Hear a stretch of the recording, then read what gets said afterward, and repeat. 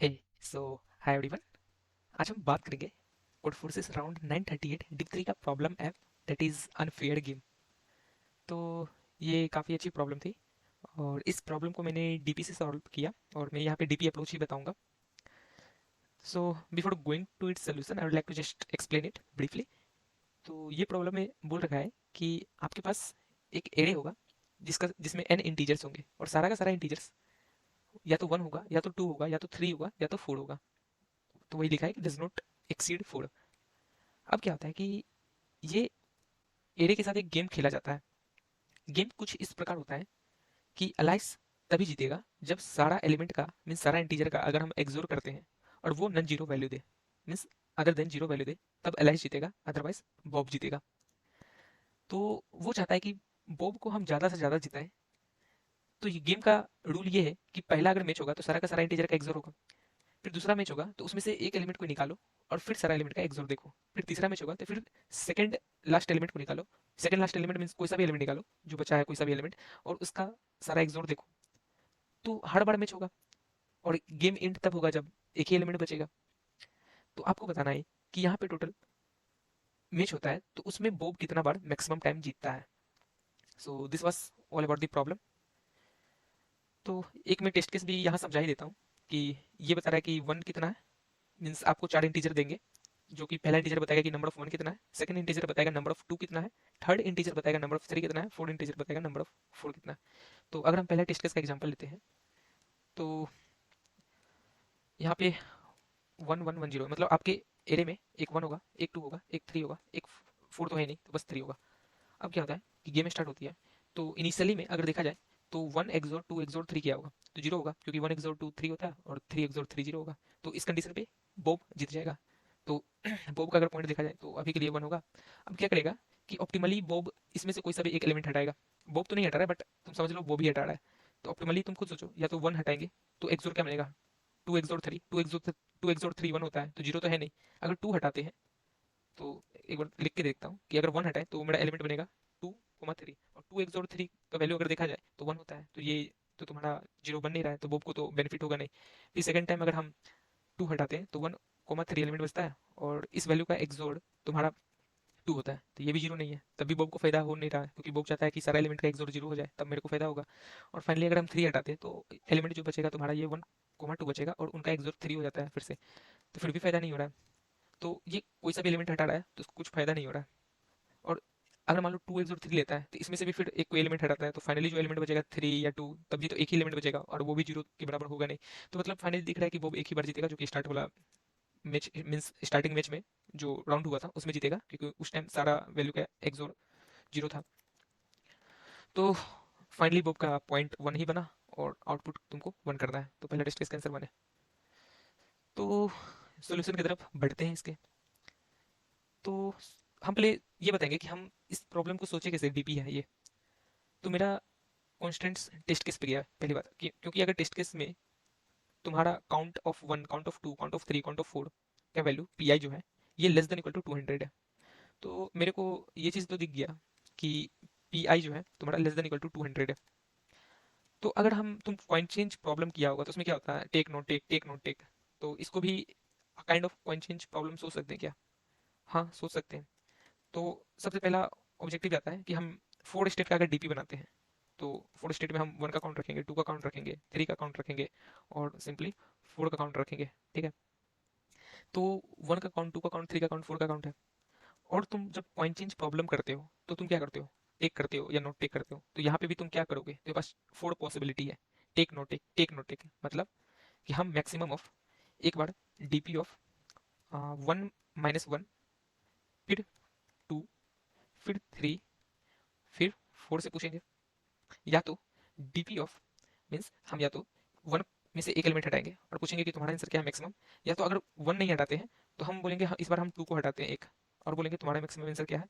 और सिमिलरली अगर हम टू को नहीं हटाते हैं तो इस बार हम हटाएंगे थ्री को और पूछेंगे कि तुम्हारा आंसर मैक्सिमम आंसर क्या है। और इस बार अगर थ्री को नहीं हटाएंगे तो फोर से पूछेंगे तुम्हारा मैक्सिमम आंसर क्या है। तो यहाँ तक तो कोई दिक्कत नहीं होना चाहिए। मे भी तुम्हारे मन में चल रहा होगा कि भैया ये तो आप क्या डीपी बना रहे हैं, इसका तो 10 साइज चला जाएगा तो ये तो टीएल ही देगा। ठीक है, उस पर आएंगे। बट अभी के लिए मैं बता रहा हूँ कि जस्ट बिगिनर तुम जब प्रॉब्लम को पकड़ते हो और डीपी सोचते हो तो सबसे पहले यही सोचोगे ना। तो हम केस इनिशियल केस बता रहे, केस वन में ये दिमाग में आता है कि अच्छा पी आई इतना है और डी पी अगर लगाएं तो 4 स्टेट बनेगा, 1 का काउंट, 2 का काउंट, 3 का काउंट, 4 का काउंट। और हर बार हम एक एक 1 में एक घटा के तब पूछ रहे हैं आंसर, 2 में एक घटा के पूछ रहे हैं। और साथ में हम ये भी देख रहे हैं कि मेरा अभी जितना एलिमेंट बचा है उन सभी का एक्सोर अभी जीरो है कि नहीं। अगर जीरो है तो हम 1 प्लस करके ये आंसर मांगेंगे, maximum of this this this this this. और अगर जीरो नहीं है, इफ नॉट जीरो, तब तुम 1 प्लस करके थोड़ी ना मांगोगे।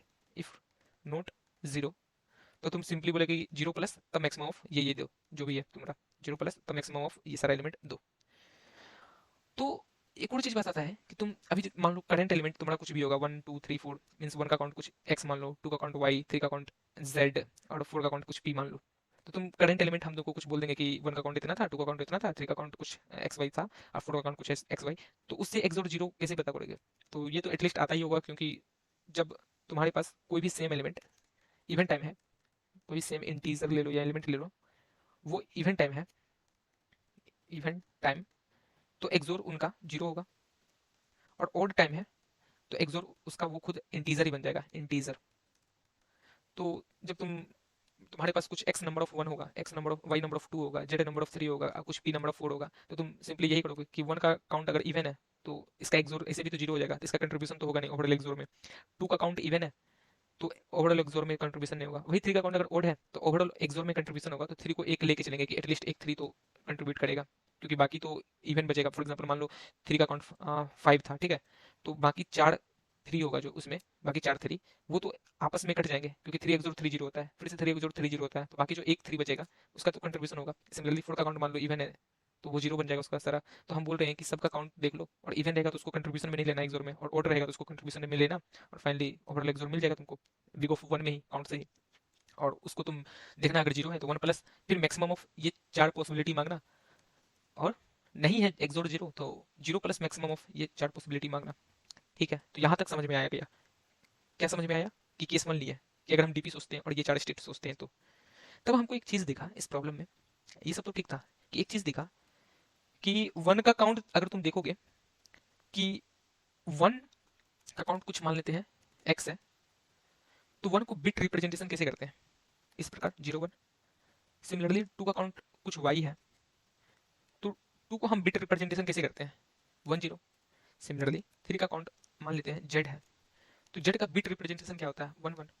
और 4 का काउंट मेरा अभी के लिए मान लेते हैं p है, तो 4 का बिट रिप्रेजेंटेशन करोगे तो क्या होगा? 1 0 0।